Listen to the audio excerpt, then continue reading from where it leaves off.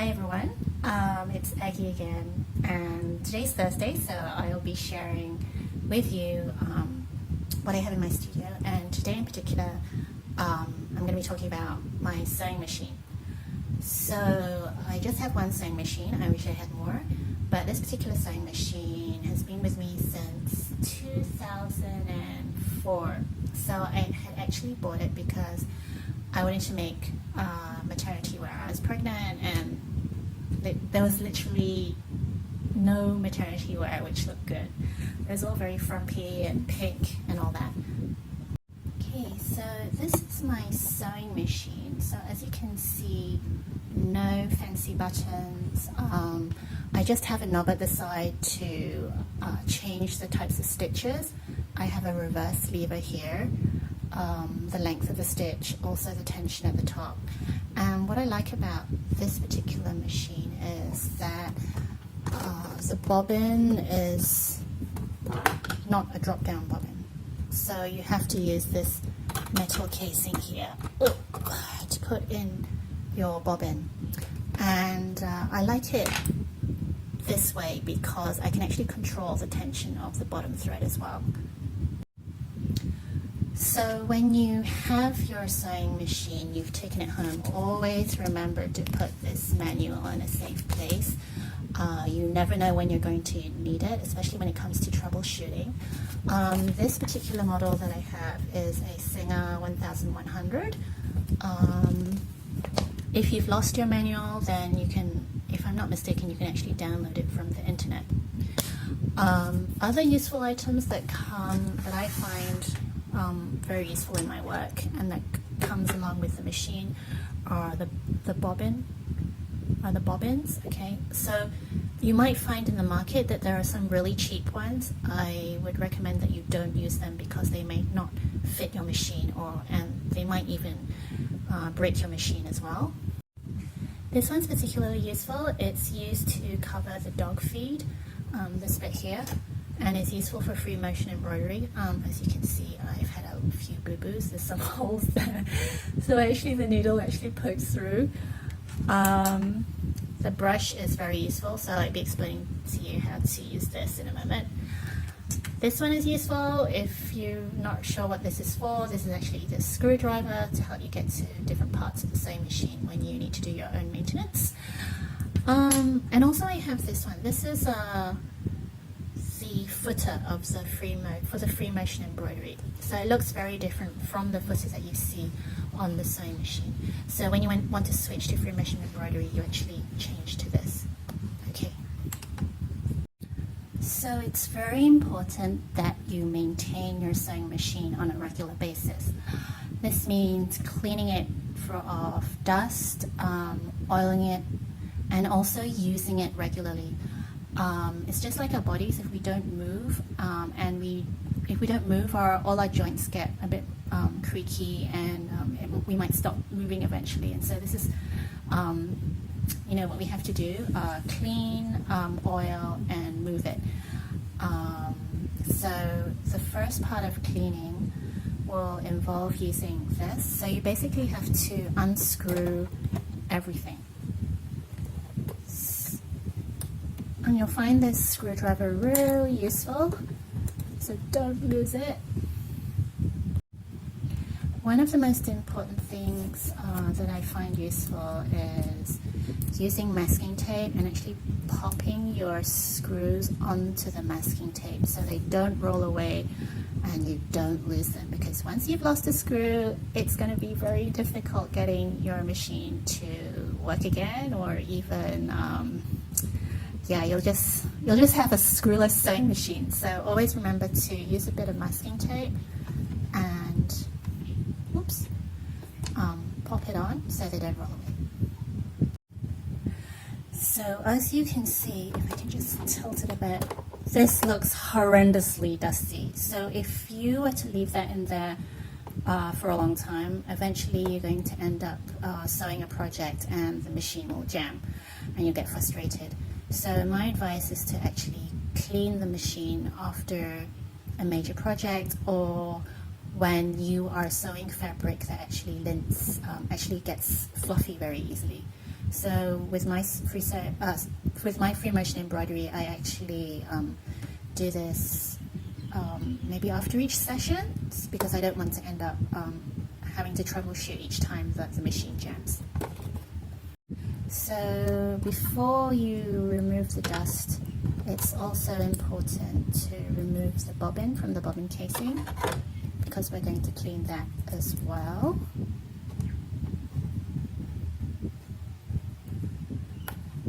And we're also going to remove this plastic casing here, and you'll see how dusty it can get. So I've just removed the plastic casing. I'm going to zoom in, and you can see that dust is starting to clog up some of the parts. So we have to get rid of that. And again, if you don't, you're going to get a jam, which we don't like. So never blow into the dust into the sewing machine. Always use one of these brushes, or you can use a vacuum cleaner. So what I usually do is, when I'm vacuuming the house, I also do this at the same time. So it could be once a week or once every 2 weeks, and also after a major project. So here we go.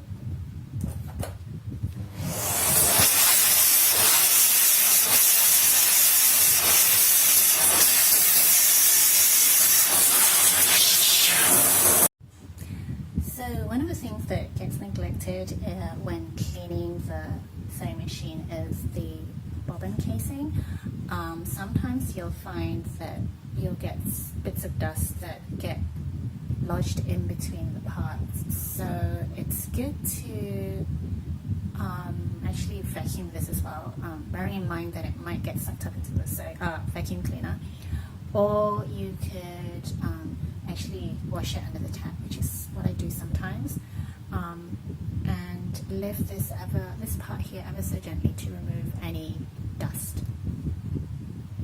So once you've vacuumed everything from here all the way down to the bobbin area, what you can then do is actually add oil to the moving parts. So these bits here, also in this part over here, okay, because this part you can actually take it out. Okay, you can take it out and then vacuum it, and then put some bit of oil. Always be very wary of how much oil you're putting in, because you don't want to make it into a flood. If in doubt, you can always use the kitchen towel, damp it, and then just wipe it over the key areas. So what do I use this for? So sometimes the shelf of needle gets really sticky, mainly because of the materials that I sew. And so having this nail varnish remover is actually very useful for wiping down the needle. And sometimes also, because I keep some of the needles that I'm using for one project, I stick them to the side of the sewing machine with masking tape, and so sometimes it gets sticky. So I use this as well to remove the stickiness. Oh, and I also have another tip. So sometimes you'll find yourself switching between needles, like top stitch to the universal needle. And what I do is, when I put the used needle into its case, you might end up forgetting which one's used. So what I do is, if you can you see that? I actually put a small bit of nail varnish on it, so that when I go back to that box of needles, I know which one's been used, and I can take that out and use it again. When do I throw a needle away?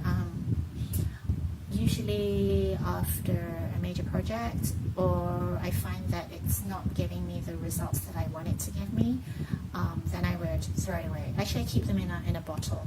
I actually don't know where they can be recycled. I'm hoping they can be. If you know, let me know.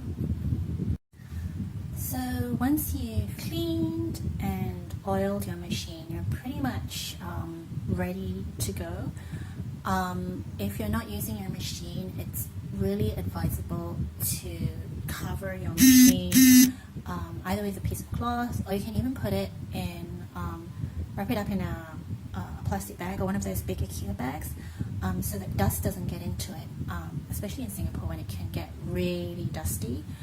One of the very useful pieces of advice that I was given is that when you store the machine, always put the footer down and the needle down as well. And if you want, you can actually put some of the Singer oil onto kitchen towel and actually place it underneath the footer with a needle in it, so that dust won't get in. So one of you asked why I don't use a serger, and if I don't have a serger, what do I do to prevent all these all this fraying on fabric? The reason why I don't have a serger is I don't see the need to have one at the moment. I don't really make that many clothes that requires a serger, but also because the serger is quite expensive. So the thing that my mum taught me was to, and I'm sure a lot of people use this technique, is to actually set the machine to a zigzag stitch, which you can see here, and then you just zigzag along the edge, and it does look as though it's being serged. Doesn't look as neat and as nice as a serger, but I think it does a good job. So that pretty much wraps up what I have to share about my sewing machine. I hope I didn't miss anything out.